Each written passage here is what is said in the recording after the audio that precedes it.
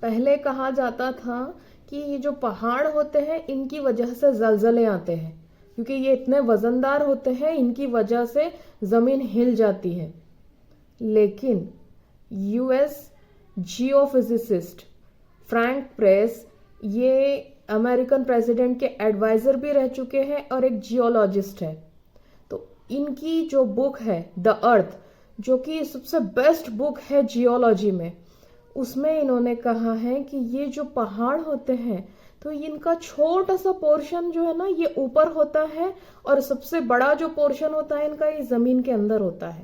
Huge portion نیچے اور بس تھوڑا سا اوپر ہوتا ہے، جیسے آئس برگ ہوتا ہے نا کہ تھوڑا سا اوپر نظر آتا ہے اور باقی میکزیمم پارٹ جو ہے تو پانی کے اندر ہوتا ہے. تو بس ویسے ہی پہاڑوں کا ہوتا ہے.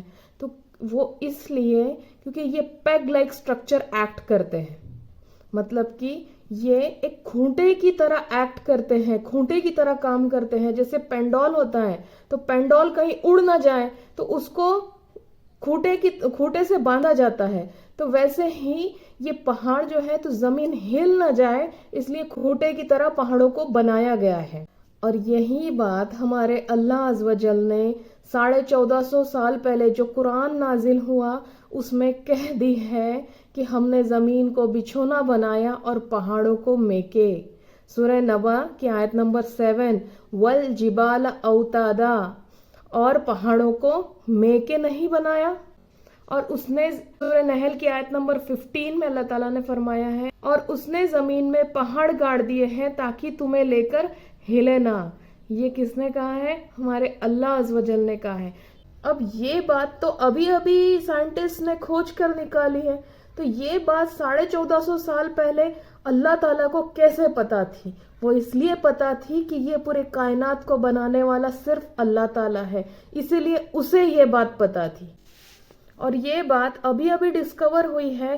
اس کا مطلب یہ ہے کہ کوئی انسان اس بات کو نہیں جانتا تھا پہلے. اسی لیے یہ آیات جو ہے تو یہ بتاتی ہے کہ قرآن جو ہے یہ کسی انسان نے نہیں بلکہ یہ اللہ تعالیٰ کی طرف سے آئی ہوئی ایک ڈیوائن بک ہے.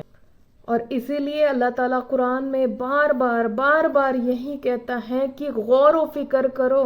سورہ نحل کی آیت نمبر 44 میں اللہ تعالیٰ فرماتا ہے، دلیلوں اور کتابوں کے ساتھ ہم نے آپ کی طرف جو اتارا ہے تو اسے لوگوں کے سامنے بیان کر دو کھول کر تاکہ وہ غور و فکر کریں. تو اللہ تعالیٰ بار کہہ رہے ہیں کہ غور و فکر کرو. کیوں؟ اگر غور و فکر کریں گے تو سمجھ میں آئے گا، ایمان اتنا مضبوط ہوگا کہ یہ اللہ کی طرف کی ہی کتاب ہے کر کے.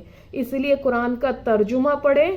اور یہ آیت اس بات کی دلیل ہے کہ قرآن کسی انسان نے نہیں لکھا، قرآن نبی نے نہیں لکھا، نعوذ باللہ، یہ اللہ کی طرف کی کتاب ہے.